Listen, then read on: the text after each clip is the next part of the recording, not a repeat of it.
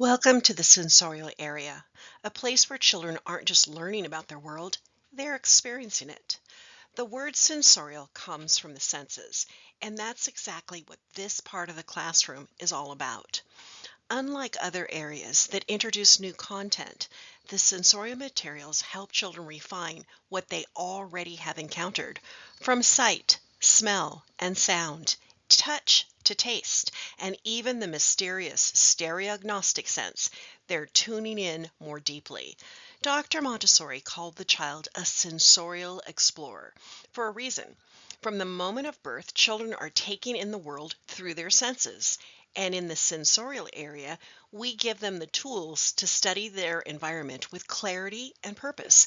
They're not just sorting blocks or matching fabrics. They're learning how to classify, compare, and organize the world around them. This is where intellect begins to take shape. As children refine their senses, they also begin to make sense of their surroundings and eventually to adapt and thrive within them. This brings us to something Dr. Montessori emphasized again and again. The hand is the instrument of the mind. It's not just a tool for doing, it's a tool for thinking. When a child traces the edge of a triangle or matches a cube by feel, they're not just refining their sense of touch, they're developing spatial reasoning, concentration, and abstract thinking. Oh, I almost forgot to tell you about the stereognostic sense. The stereognostic sense is the child's ability to recognize and understand objects through touch alone, without seeing them, hearing, or smelling them. It's what allows you to reach into your bag and find the keys just by feel. In the Montessori classroom, this sense is intentionally nurtured through activities like the mystery bag or blindfolded exploration of geometric solids. The child uses their hand to explore shape, texture, weight, and size, building a mental image through movement and memory. Let's take a closer look at the sensorial materials themselves, each one crafted with care and intention. Every material in this area highlights just one key quality, like size, color, texture, or sound, so the child can really focus on refining the senses without distraction. They're designed with what we call a control of error, that gentle built-in feedback that lets the child notice and correct mistakes on their own. That's part of the beauty. They learn by doing, not by being told. You'll also notice how beautiful the materials are. Their colors, shapes, and textures invite children in. They're pleasing to the eye and satisfying to handle, making the work feel natural and even joyful. Each set is always complete, no missing pieces, so a child can move through their work from start to finish uninterrupted. And there's only one of each material on the shelf. This helps children develop patience and social awareness as they wait their turn.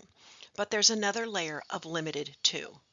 Children aren't overwhelmed with every possible variation of a quality. They're given just enough to spark curiosity, just enough to open the door to deeper exploration. Finally, these materials are what Montessori called materialized abstractions. That's a fancy way of saying we're taking big, often hard to grasp concepts and making them something a child can touch, hold, and understand through experience. Dr. Montessori didn't just see children as little learners. She saw them as natural-born scientists, constantly testing and sorting the world through their senses. She once described watching a child run their fingers along the edge of the red rods again and again, slowly and with intense focus. The child wasn't just feeling the wood, they were noticing length, measuring, comparing, thinking. In that quiet moment, the child's mind was doing something profound, turning a simple sensory impression into knowledge. Montessori recognized that this kind of deep sensory focus is where learning really begins.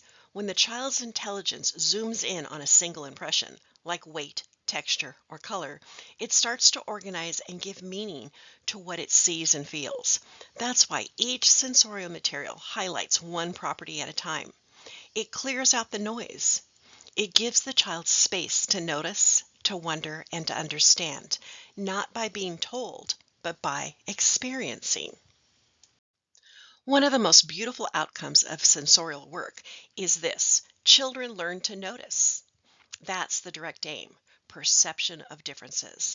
Through hands on exploration, the child begins to detect the smallest changes in length, shape, texture, sound, smell, taste, and more. Suddenly, tall and short aren't just words, they're felt.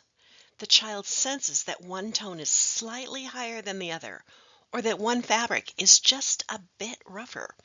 That's real, embodied knowledge. But there's something else happening too, something deeper. The indirect aim is preparing the mind to think critically.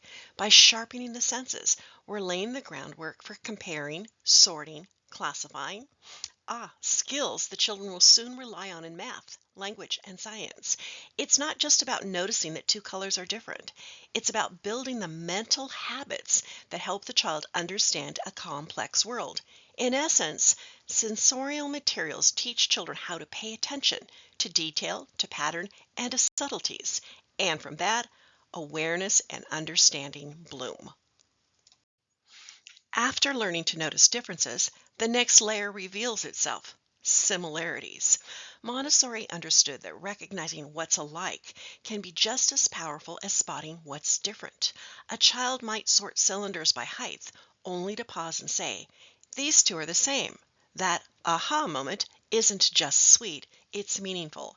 It shows the child is beginning to connect ideas, not just separate them. Through this kind of sensory exploration, children build relationships with objects, impressions, and ideas. They begin to grasp categories, patterns, and gradations. They're not just seeing tall and short, they're beginning to understand taller, taller than, tallest, or even same as. This ability to perceive both differences and similarities forms the foundation of analysis, reasoning, and eventually abstraction. It's the early work of a mind learning not only how the world is organized, but how to organize its own thoughts about it. By this stage, the child's perception of differences and similarities has grown sharper, and now their mind is ready for complex matching. Take the constructive triangles, for example. With the binomial and trinomial boxes, the child isn't just identifying shapes, they're discovering how these shapes relate, combine, and transform. A triangle becomes part of a square. A rectangle hints at symmetry. These aren't puzzles, they're blueprints for mathematical thinking. Or look at the geometric cabinet. At first glance, it's a collection of frames and insets, but for the child, it becomes a journey through geometry. This one's like the other, or taller, or this one's wider. They begin to see families of shapes, spotting subtle distinctions and visual relationships. Then there's the geometric solids. These three-dimensional forms invite the child to explore volume, shape, and shadow. When they match a cylinder to its base or feel the contrast between a cube and a sphere, they're building a foundation for spatial reasoning and tactile memory. Each of these materials builds on the last, helping the child refine not just the senses, but their ability to hold and manipulate abstract relationships in their minds. Across many of the sensorial materials, you'll notice something curious. They come in sets of 10. 10 rods, 10 cylinders, 10 pink cubes stacked just so. This is no accident. Dr. Montessori designed many of the materials to follow a graded series of 10, offering a precise and logical progression of a single quality, like length, width, height, diameter, or volume. Take the pink tower, for example. Each cube increases by exactly 1 centimeter per side. Or the brown stair. Each prism grows in thickness, but not in length or width. These subtle, consistent changes are what help the child refine their perception and internalize abstract concepts like progression, comparison, and gradation. What happens beneath the surface is even more powerful. The child is forming a mental number line, absorbing the foundation for base 10 mathematics through touch, movement, and repetition, long before they're introduced to numbers themselves. Through this concrete, hands-on experience with a consistent and predictable pattern, the child begins to order their mind, and that order becomes the quiet engine behind future academic success. In the sensorial area, the assistant plays a quiet but deeply meaningful role, one rooted in presence, perception, and purpose. It begins with attentive observation. The assistant watches not just with their eyes, but with intention, tracking the child's concentration, their choices, and their body language. This kind of observation helps the adult know when to offer help, and more importantly, when not to. It's about tuning in without interrupting the child's unfolding discoveries. There's also the role of meaningful support. Not fixing, not rescuing, but encouraging independence. When a child encounters a control of error and pauses, the assistant resists the urge to step in. Instead, they offer space, trust, and if needed, a gentle prompt. What do you notice?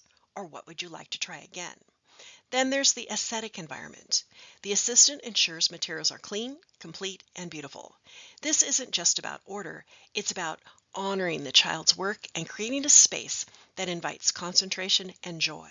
And finally, the assistant deeply understands the concept of self-correcting material. They don't just see blocks or tablets, they see tools of thought. By respecting the materials, they help protect the child's autonomy, reinforcing that learning is something the child can guide from within themselves. Open-ended questions are a quiet superpower in the sensorial area. They don't just guide a child's exploration, they extend it. Instead of telling the child what to notice, an open-ended question invites the child to slow down, observe, and discover. Questions like, what do you see happening here? How do these feel different in your hands? Can you find another that feels the same? What do you think will happen if you change this one? These questions don't look for right answers. They open the door to curiosity and meaning making. A child may pause, go back, test a new idea, and in that process, they deepen their understanding, not just of the materials, but of their own thinking. It encourages language development. As children describe their experiences, they begin to articulate concepts like bigger, rougher, the same, or almost. They learn to name qualities they once only sensed. And perhaps most importantly, open-ended questions signal respect. Your thoughts matter. What you notice is important. This affirmation of the child's agency is at the heart of the sensorial work and at the heart of Montessori. Here, the child isn't just learning about the world, they're living it through every touch, sound, and visual impression. With each cube stacked, fabric matched, or sound cylinder shaken, their senses are awakened and their mind is gently organizing itself, one beautiful discovery at a time. And you, as the assistant, are an essential part of that journey. Your role is to notice with curiosity and care, to maintain an environment that speaks softly through its beauty, order, and completeness, to offer support that uplifts, not directs, and to trust in the power of self-correcting material to guide learning from within. You're not just helping manage a space, you're helping shape a child's relationship with their environment, their thoughts, and themselves. Your presence, your attentiveness, and your quiet encouragement make all the difference.